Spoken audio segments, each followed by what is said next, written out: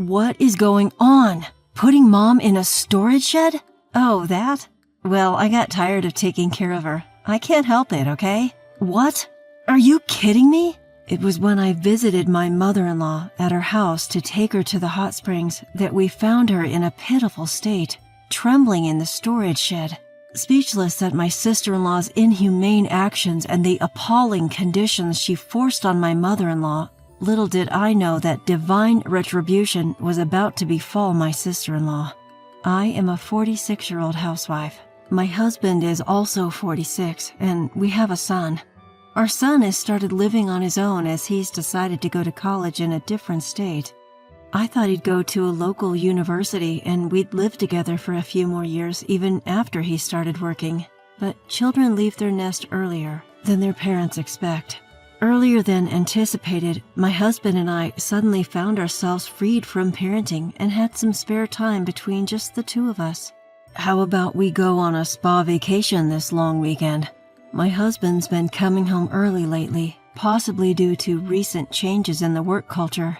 It also seems like he's been going out for drinks a lot less. Oh, that sounds great. Our first trip alone since our honeymoon, right? Not just vacations, but I can't even remember going out to eat, just the two of us, since the last time in the early days of our marriage. We haven't dined out in that long. Yeah, but how about inviting your mom this time? My husband was surprised at my unexpected suggestion. We're both still in our 40s. We're still physically able to take care of my mother-in-law in case anything happens during the trip. Plus, we had declined her invitations several times since our son started grade school, citing parenting as an excuse. My husband's also been declining because of work, so without occasions like this, we might start drifting apart from her. When I explained my reasons, my husband agreed. My mother-in-law is currently living with my sister-in-law and her husband. We decided to try contacting my sister-in-law. I thought it might be better between women, so I called my sister-in-law. Perfect timing. I was wondering what to do with Mom since we were about to go on a trip. Lucky I found someone who can take care of her. We were on a speakerphone because my husband wanted to talk to his mother. Upon hearing my sister-in-law's self-centered comment, he was furious. Hey, what the hell do you mean by that? Oh, look what time it is. We are going to miss our flight. Ignoring my husband's suggestion, my sister-in-law emphasized her busyness and abruptly ended the call. What the hell is my sister doing? Is Mom okay with her acting like that? The excitement of seeing her after such a long time was overshadowed by growing anxiety. We need to go there right now. The in-laws' house is in the same city, but the area we live in is a newly developed residential area that has grown over the past 20 years. The area where the in-laws' house is located still has houses that have been standing since the 1920s. The in-laws' house was one of them, but it doesn't feel that old because it was rebuilt when my sister-in-law and her husband decided to live with my mother-in-law. After about a 20-minute drive, the roof of the in-laws' house came into view. We were able to enter the property, but the front door was locked and we couldn't get in. John knocked on the door and called out to his mom, but there was no response. I called Lisa to ask if they kept a spare key, but our calls didn't get through. Our anxiety increased as we desperately searched for a hidden key around the mailbox under the plant pots and such. It was then I spotted a figure in the corner of my eye. John was searching around the area when I saw the figure. Could it be in here? Murmuring, he looked into the shed and screamed. I rushed over and saw a person wrapped in cardboard and shivering in the shed. Mom? She was barely clothed, barefoot, with a pale face and unkempt hair. Her skin looked dry and an indescribable odor was emanating from her. How she looked didn't matter. I was concerned about her health. How long had she been abandoned like this in here? We need to warm her up. Hurry. I know. Damn it. Should we break the window to get in? Hold on. What about the backyard window? It might be open. The backyard was hidden from the street. I thought there might be a chance they had forgotten to lock it. As John moved swiftly, it turned out, just as I predicted, the window was not locked. John entered the house, unlocked the front door, and carried his mother inside. From then on, we moved around. working in sync like a well-practiced team of many years. I heated the room while John wrapped her in blankets. I changed her clothes while John prepared the bath. While I bathed her, he prepared the bed for her, and we got her all tucked into the bed. "Oh, it's so warm. It's like heaven," his mother murmured as she closed her eyes and appeared to drift off to sleep. "Your mom should have a family doctor at her age, right?" I suggested that we might call her doctor for a home visit, but we couldn't find her room. I had the odd feeling when I was trying to find her a change of clothes, we were dealing with a life-threatening situation.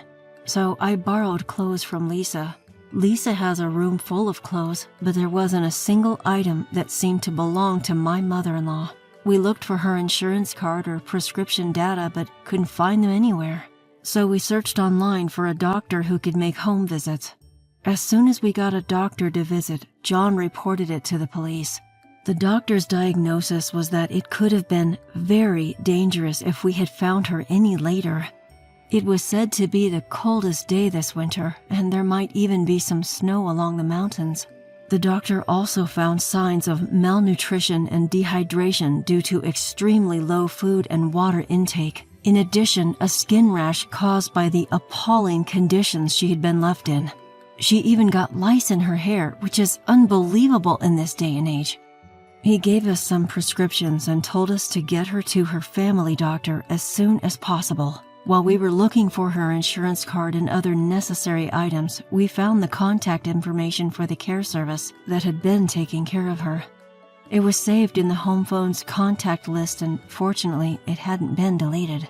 We had to find out what had been going on since we were busy and prioritizing our own lives, so we contacted the care service. And we were told that Lisa had suddenly terminated the contract one day without any warning. They couldn't do anything after the contract was abruptly terminated. I could tell that the caregiver had been genuinely concerned about my mother-in-law. She told me that occasionally my mother-in-law had bruises, indicating the potential of ongoing domestic abuse. The caregiver told us that they had tried to subtly inquire about it with Lisa, but she had just deflected the inquiry. Years of abuse on a daily basis. Was your mother enduring it? Damn it. Sure, I was overwhelmed with my first child back then, but it was not like I was so cornered that I could pay no attention to my mother-in-law. I deeply regretted taking advantage of my mother-in-law's words. It's okay. As a mother, it's natural that your child comes first. The numerous times she invited us over, it might have been her cry for help to get away from Lisa's abuse. To my constant expression of regret, my husband said, "It's not your fault. I'm equally to blame. Actually, I'm probably more at fault." Now it's only Lisa and her husband who can reveal the truth. We can't be sure of anything unless we hear it directly from Lisa, but she's the kind of person who could do such a thing without remorse. It's clear that a dispute over what was said or not said would arise later. We decided to record all our conversations over the phone. Lisa answered the phone, but she sounded annoyed to receive a call while she was enjoying her vacation. However, when my husband raised his voice, she gave in and started to speak flatly. I listened closely to the conversation on the speaker. "My mother's forgetfulness was seriously getting on my nerves. I got so irritated and just lightly pushed the old hag, but the place she happened to be standing was the top of a staircase. She rolled down like a chunk of meat." I couldn't believe what I was hearing. Lisa was referring to her own mother as a chunk of meat, and she was speaking in a tone as if she found it amusing. Then she couldn't stand up on her own. I knew it was bad, but I was just too tired of dealing with everything, so I figured I would just put her in the shed, Lisa continued on. "You know how you just put away things you don't need or can't use in the shed? It's just like that," she said, laughing clearly. She was treating her own mother like an object. She casually dismissed her own mother who gave birth to her and raised her as useless. The thought was so selfish it made me sick. "The caregiver doesn't know this, so it's all good. Just make sure you don't do anything unnecessary, okay?" I understood then that Lisa realized how bad the situation was after she pushed her mother down, and so she unilaterally terminated the caregiving services. She said things like, As long as she has water, she'll be fine for a week. Or if she starts wandering around, we can just tie her up." It was so horrifying and unbearable to hear. "Oh, and you guys should cooperate too. If things keep going like this, she's going to die from weakness. If she does die peacefully, I'm thinking of sharing some of the inheritance with you guys. Doesn't sound like a bad deal, does it?" Lisa sounded she believed her plan was perfect and laughed absurdly. It was far beyond the realm of common sense. It was insane. I felt as if Lisa herself was a dangerous weapon, and I couldn't stop shaking with fear. My husband managed to let Lisa explain without objecting, merely nodding along. He vaguely responded to her request for cooperation, never clearly accepting or denying. He wanted to lower her guard and let her come home. This was because the police we called had already arrived there, and they were listening to our phone conversations as well. They had asked us to coax as much information out of her as possible, and to ensure not to let her escape by pretending to agree with her. John, my husband, probably wanted to outright deny and admonish what Lisa was doing. I never wanted to see his anguished face again, the one he wore, as he suppressed his emotions while listening to Lisa. I sincerely hoped we'd be out of this sadness soon. Lisa and her husband, completely unsuspecting of our collaboration with the police, enjoyed their trip to the fullest. They returned home exactly 1 week after we found out about their abuse against my mother-in-law. When I heard Lisa talk about her mother, I casually asked about their return schedule. The police were waiting to apprehend Lisa and her husband as they returned home, elated from their trip. An arrest warrant had already been issued, and they were arrested upon being shown the document. "What's going on? You're my real brother. Selling out your sister to the cops? What a lowlife you are. And you, cops, watch where you're touching me. I'll sue you, mark my words." Lisa, a middle-aged woman, spat out words like a washed-up thug. John looked at his own sister as if she were vermin. "The real lowlife here is you. Hey, officer, that guy, my brother, he's a sly fox, always been a liar." With a honeyed voice, Lisa tried to smear my husband's name, then audaciously started spouting nonsense. "Mom's been suffering from dementia for years. No matter how many times I explain, she insists the storage shed is her home. So isn't it better to let her do as she pleases? Even doctors say that yelling at dementia patients only makes things worse." But we already had Lisa's confession on tape. When John played back the recorded phone conversation, Lisa and her husband turned pale and sank to the ground. "From now on, you'll be behind bars. We managed to take care of necessary procedures while you were on your trip. Don't act so high and mighty, dumping the responsibility of that useless old woman on us. You have no right. You said you'd remain childless, taking up the responsibility of caring for our aging parents instead. It was you, Lisa, who asked us to give up our claim to the inheritance. This was probably a pact they had agreed on before John and I got married. You were the one who broke the pact first. If it was too much for you, you could have told me. That would have been fine with me."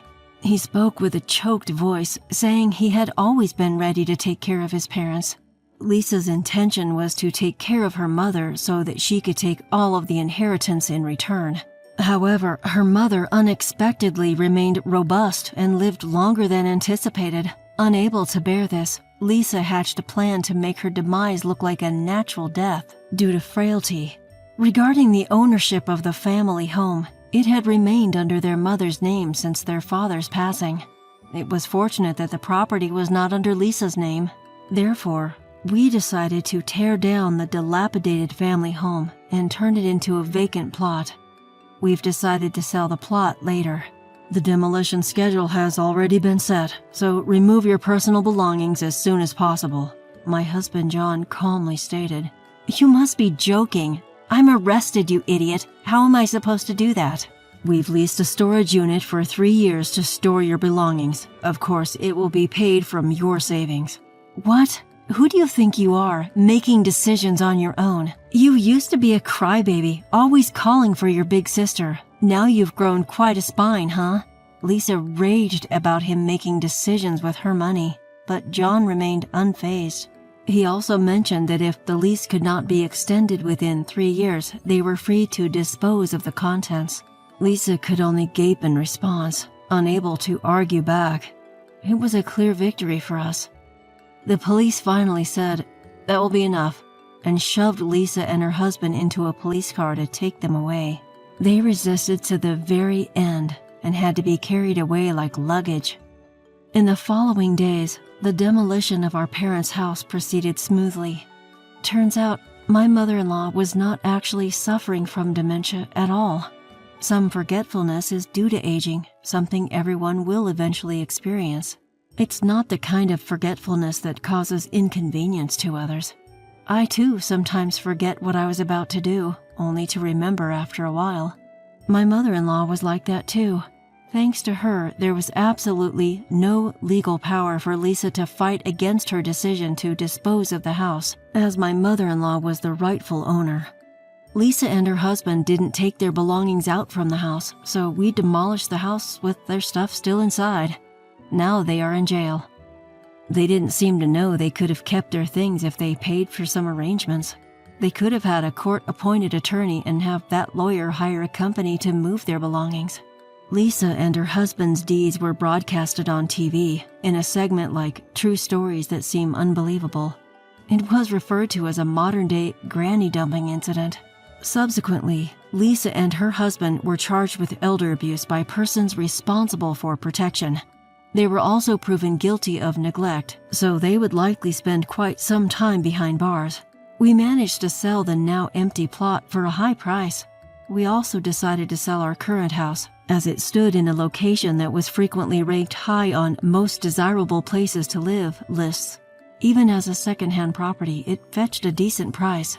We used that money to build a house for the 3 of us, including my mother-in-law, at a location where we'd feel comfortable when we get old. It was a 1-story, elderly-friendly house. The town had regular bus service and excellent care services were available. After the change in environment, my mother-in-law has become remarkably healthier. She walks with her back straight and doesn't miss her daily morning exercises. Now she enjoys tending to the home vegetable garden with me every day. We'll soon have the vegetables we grew together on our dinner table.